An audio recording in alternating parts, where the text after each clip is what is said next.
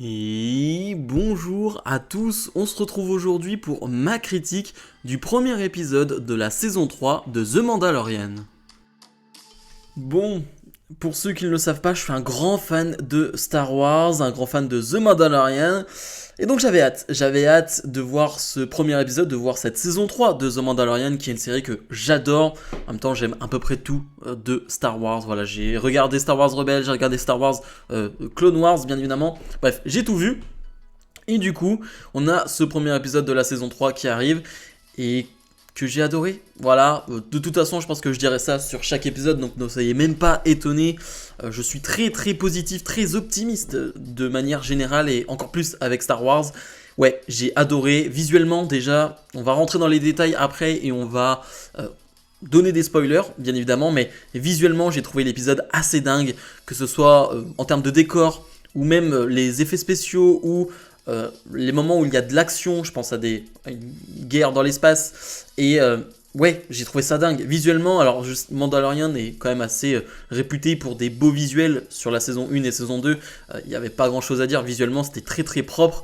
Là pour le coup, ouais, on est encore sur ce niveau-là, et ce serait bien que d'autres séries Star Wars se mettent à ce niveau-là. Andor a été vraiment excellent en termes visuels, Obi-Wan un peu moins, mais voilà, vraiment visuellement c'était grosse claque de voir ça sur ton écran, pour une série, je trouve que c'est impressionnant visuellement. Donc du coup, pour faire un peu chronologiquement et donc raconter cette histoire, on a un Mando donc qui veut s'expier de ses péchés, lui qui a retiré son casque, et selon son credo, selon son clan, cela fait de lui tout simplement plus un Mandalorian. On lui répète d'ailleurs à plusieurs reprises en saison 2, et non surtout dans la saison 1 et la seule saison je pense de Boba Fett, voilà. On lui a répété tu n'es plus un Mandalorien, et donc lui sa mission c'est d'aller à Mandalore et d'avoir un certain rituel pour redevenir un Mandalorien. Donc c'est son objectif, aller sur Mandalore, mais Mandalore on te dit que c'est empoisonné, donc c'est pas vraiment l'endroit idéal où aller. Donc il va retrouver son ami, il va aller sur Nevarro, si je dis pas de bêtises. Nevarro qui a l'air d'être une belle planète, hein. Là vraiment tout se passe bien, vraiment tout le monde est heureux. Alors t'as quelques pirates, d'ailleurs la tête des pirates, vraiment tu vois leur tête, bon ce sont des méchants, vraiment on est méchant, ça se voit visuellement. Mais ouais, Nevarro ça a l'air très très sympa comme planète. D'ailleurs à Nevarro, et je vais aller un peu à gauche à droite, je suis pas très bon pour faire de A à Z, je l'avoue. Mais on va croiser les Anzélans. Alors je sais pas si ça se dit en français Anzélan, je sais pas comment on le dit, mais la créature qu'on a pu voir du côté de Star Wars 9. Et vraiment cet épisode réunit tout ce que j'aime, c'est-à-dire que t'as de l'action, t'as de la bonne musique à la Star Wars, t'as des moments mignons, et là je vais en parler forcément, le câlin que fait Grogu, justement une de ces créatures.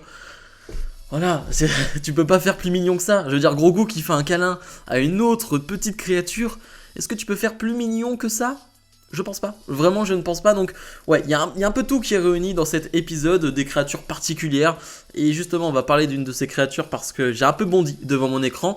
Mais d'ailleurs j'en ai pas parlé, mais la scène d'intro où justement on voit le clan de Mando qui font une cérémonie d'introduction, j'ai envie de dire, pour un nouveau Mandalorien. On voit que c'est un enfant qui devient Mandalorien. Et finalement t'as une créature qui surgit de l'eau. Et là quand je parlais d'effets spéciaux, je parlais de visuels impressionnants. Ça me fait vraiment penser au premier épisode de la saison 2 avec ce verre de sable qui était impressionnant, qui était gros, et donc Mando avait dû s'en occuper. Et là vraiment t'as tous les Mandaloriens qui s'occupent de cette bête là, et c'est finalement Mando avec son vaisseau qui va le mettre au sol et le tuer. Mais là c'était impressionnant. Visuellement là pour le coup tu prends une claque, tu te demandes si c'est bien une série ou non, parce que ouais la bête la bête est bien faite. Je trouve que les interactions autour avec l'eau, etc., je trouve que c'est vraiment très bien fait, et vraiment je suis en plein dedans, je suis vraiment, vraiment pris par l'action. Je parlais de bêtes, et je parlais donc de moments où j'ai un peu bondi de ma chaise. Eh bien, vous savez, quand on est dans l'hyperespace, avec Grogu qui lui est réveillé alors que Din Djarin, Mando, est en train de dormir, eh bien, on va voir certaines créatures dans l'hyperespace. C'est un peu flou, on se demande ce que c'est. Alors, ceux qui n'ont pas vu Star Wars Rebels vont se dire, bon, c'est des créatures bizarres de l'espace. Ceux qui ont vu Star Wars Rebels, forcément, des petits frissons, je pense. Donc, c'est les Purrgil, je crois, si je dis pas de bêtises, qu'on a pu voir avec Ezra, bien évidemment, Ezra Bridger. qu'on a pu voir dans Star Wars Rebels. D'ailleurs, Ezra Bridger qui s'enfuit qui s'en va finalement, qui sauve ses compagnons avec ces bêtes-là et Ezra qu'on ne retrouvera plus derrière. Alors est-ce que c'est juste un clin d'œil ou c'est juste histoire d'agrandir encore plus le côté canon de Star Wars avec Star Wars Rebels, etc. Je pense que c'est pas anodin. Je dis pas qu'on verra Ezra dans Mandalorian, ça je n'y crois pas, vraiment pas. Mais pour le coup, je pense que c'est peut-être histoire de te mettre en avant le fait que dans Ahsoka, voilà, Ezra sera là, c'est sûr et certain. Ezra sera dans Ahsoka, c'est sûr et certain pour le coup. Et je pense que c'est un petit teaser, entre guillemets, de te montrer, ok, ouais, Rebels, vous inquiétez pas, on connaît. Donc ouais, j'avoue que j'ai eu des petits frissons à ce moment-là. D'ailleurs, Mando, je parlais de pirates, qui va se faire pourchasser par des pirates, mais dans l'espace, donc on va avoir une course-poursuite dans l'espace, une bonne bataille spatiale, comme on les aime dans Star Wars. C'est pour ça que je dis que cet épisode, ce premier épisode, réunit vraiment tout ce que j'aime, de l'action, visuellement, tout ce que j'aime, c'est magnifique. Du Star Wars un peu pour enfants, comique, comme on aime aussi avec Grogu. Donc vraiment, ça réunit tout ce que je veux et tout ce que j'aime dans Star Wars.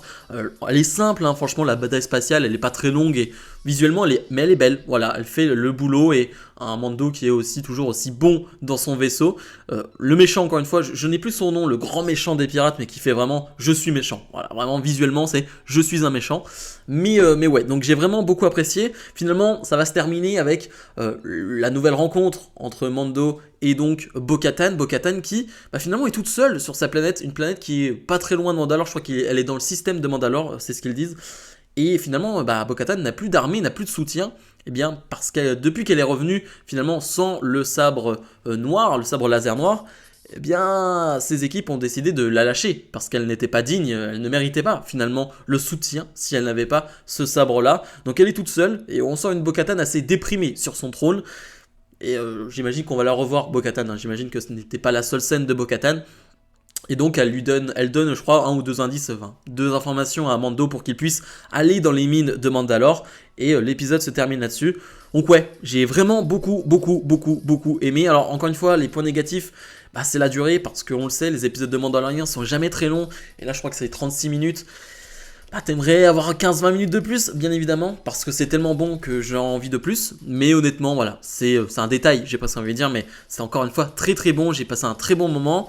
J'ai déjà hâte d'être la semaine prochaine. Alors, chaque semaine, ça va être ça, hein. J'aurai qu'une hâte, c'est d'être la semaine d'après pour voir justement ce qui va se passer dans la quête du Mandalorien, de redevenir un Mandalorien, justement.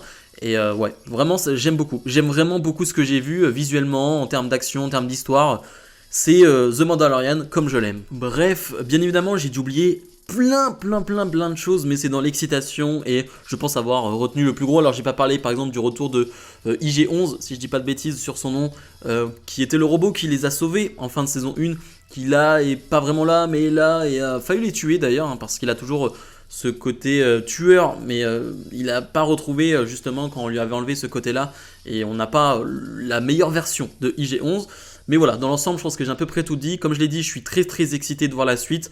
Donc nous, on se retrouve la semaine prochaine, bien évidemment, pour une autre vidéo sur l'épisode 2 de The Mandalorian. Et je pense dès demain pour la review de Creed 3. Salut